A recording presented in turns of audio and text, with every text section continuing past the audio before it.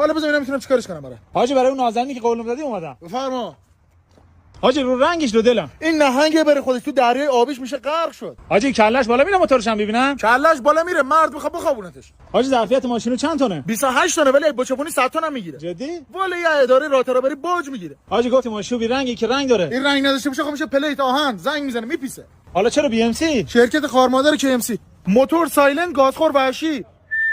واسه همه زنگ زدنات مرسی. حاجی فرموش دستو چیکار میکنه؟ دو زیاد شده عروسه که میبرن. چرا انقدر پارچه سبز روشه؟ بس که چش ملت شوره. گیرباکس زداف آلمان. منظور زدفه؟ ها. حاجی ساخت کدوم کشوره؟ والا هیچ کشوری هنوز یه گردن نگرفته. حاجی من با این پول میتونم افش بگیرم. افش داره نگاهی میکنه. حاجی خب اتاق هم نداره. شوفر رو حواسش نبوده بار آخری به اتاق فروخته. حاجی ماشین خلافی هم داره؟ اصلا دوربین یه میگیره که بخواد خلافی ثبت کنه. BMC با معرفت سلام. بچه بیا زیر حاجی بگی میخوام بره بالا. حاجی روی ماشین خیلی دو دلم. دوی چه دلی؟ این مشتری روش ذوبان اسفند چپ و راستمو کرده. حاجی مطمئنی